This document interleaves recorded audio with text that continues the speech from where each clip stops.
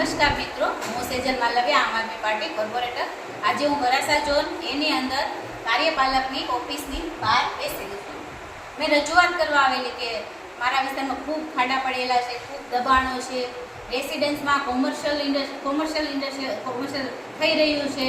તો એના માટે હું રજૂઆત કરવા આવેલી. તો વસાવાભાઈ અહીંયાથી નીકળી ગયા કે જોઈ લેશું એવું કહીને નીકળી ગયા. 2 વર્ષથી સતત રજૂઆત કરવા છતાં એક પણ કામગીરી કાર્યપાલક વસાવાએ કરેલી નથી. મારા વિસ્તારમાં રેસિડેન્સમાં કોમર્શિયલ ઇન્ડસ્ટ્રીયલ ઘણી જગ્યાએ બનાવી નાખી. નાના માણસોને ક્યાં રહેવા જવાનું?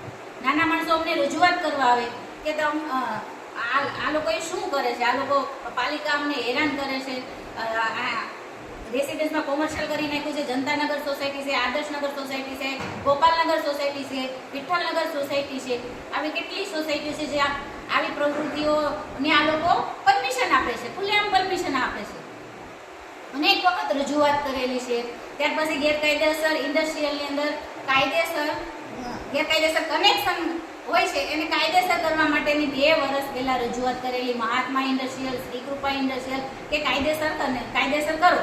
કારણ કે તાપીની અંદર જ્યારે પૂર આવે છે ત્યારે આખા સુરતની અંદર સુરતને ડૂબાડે છે. આવા ગેરકાયદેસર કનેક્શનોના લીધે વધારે તકલીફ થાય છે લોકોને. ત્યારે ખૂબ તકલીફ થાય છે, લોકોના જીવ પણ જાય છે. તો એની રજૂઆત હતી કે તમે આખા વર્ષની અંદર તમે કામગીરી નથી કરતા, જ્યારે પૂર આવે છે ત્યારે તમે દોડવા મળો છો. કાયદેસર કનેક્શન કરાવડાવો એના માટે રજૂઆત કરવા આવેલી. ત્યાર પછી મારા વોર્ડની અંદર ખૂબ લારીઓનું દબાણ છે. ઝડફિયા સર્કલ, ભક્તિનગર સોસાયટી, ત્યાર પછી આપણે રચના સર્કલ, વડવાળા સર્કલ, ત્યાં લારીઓનું ખૂબ દબાણ છે. એ લોકો ફક્ત ને ફક્ત ત્યાં કોને ખબર દબાણ વિભાગ શું કરે છે. વસાવાભાઈ એક પણ કામગીરી નથી કરતા. અનેક વખત રજૂઆત કરી, અનેક વખત લેટરો આપેલા છે, એક પણ કામગીરી નથી કરી. ઝીરો કામગીરી છે. વસાવાભાઈની ઝીરો કામગીરી છે. મારા વોર્ડની અંદર એક ખાડા બાબતે લગભગ અમારે 10-20 વખત ફોન કરવો પડે કે અહીંયા ખાડો છે, અહીંયા ખાડો છે. 20 વખત ફોન કરો તોય નથી પૂરાતા ખાડા.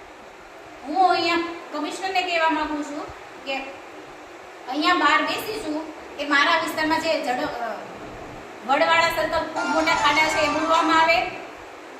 મમતા પાર્ક 3ના ગેટની સામે જે ખાડાઓ પડેલા છે એ પેચઅપ કરવામાં આવે. અને સાઈનાથવાળા રોડે જે ખાડા છે એ પેચઅપ કરવામાં આવે. જ્યાં સુધી નહીં થાય અને દબાણો દૂર નહીં થાય ત્યાં સુધી હું અહીંયા બેસવાની છું.